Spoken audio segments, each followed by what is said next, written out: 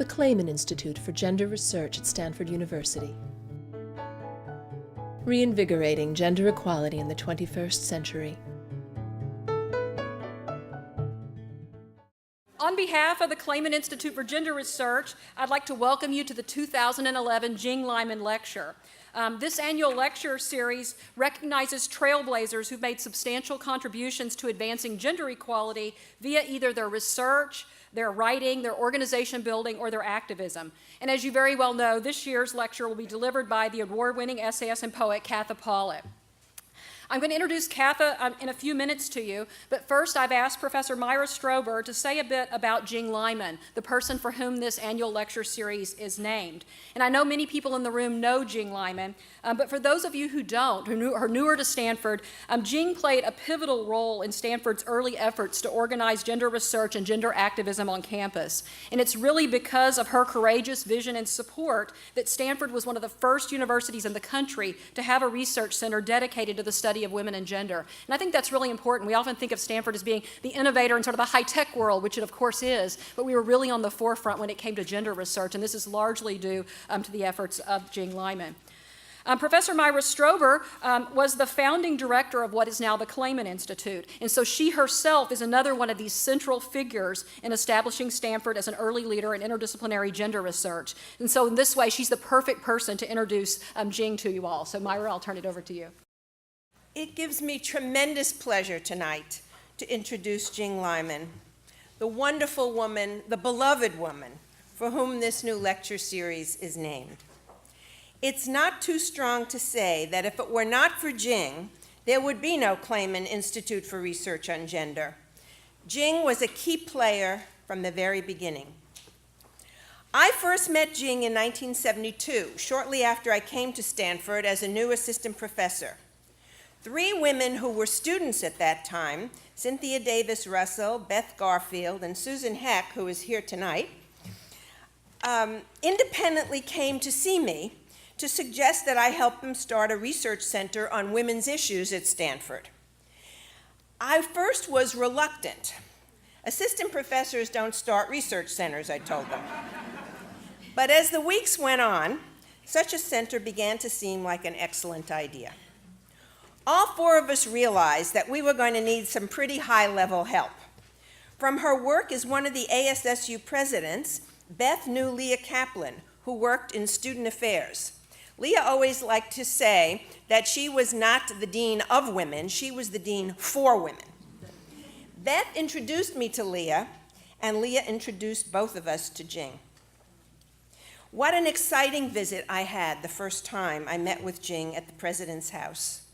She was immediately enthusiastic about the idea of having a Center for Research on Women at Stanford. But Jing knew how the entrepreneurial game at Stanford is played. You're going to have to do some serious fundraising to get this going, she told me. Not only from foundations, not only research grants, but from private supporters. And she said, I know just the people we need to ask. I learned fundraising from the best of the best. And those women and men on Jing's Rolodex became the first associates of the center. Many of them are still supporting the Institute today. Jing was and is beloved by so many. She remembers people and what they tell her, their troubles as well as their hopes. She always has a kind word, time to listen, and wise advice, usually gently given, but not always so gently. Over the years, she's attended numerous events on women, including the first Jing Lyman Lecture series in her honor, started many years ago.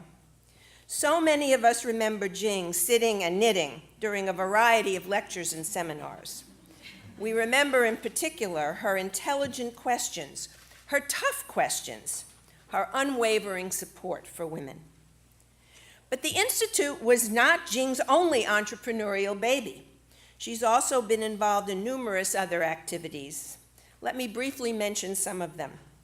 She started the Mid-Peninsula Citizens for Fair Housing and the Mid-Peninsula Urban Coalition.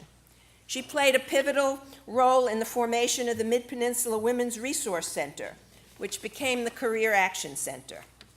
And lest you think all of her work was local, Let me mention her role in the development of national organizations, Women in Foundations Corporate Philanthropy, that works to increase funding of programs serving women and girls, and works to enhance the status of women as policymakers within private philanthropy, and also Jing's role in the National Coalition for Women's Enterprise, which works to promote an environment in which women of all ages, cultures, and economic levels can develop their full potential for self-employment, entrepreneurship, and job creation. We are here to honor Jing tonight, but I also want to honor Dick Lyman. In the same way that the Institute would not be here without Jing, it would not be here without Dick. He was president of Stanford when we brought him the idea of having a Center for Research on Women. He was 100% supportive, and only in part because Jing was his wife. Dick supported fairness for women on his own. Thank you, Dick.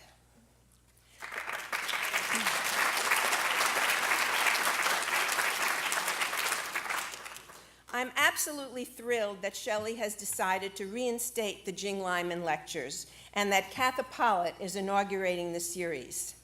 Thank you to Shelley, to Katha, and thanks so much, Jing and Dick Lyman. Please, all of you, let's applaud them.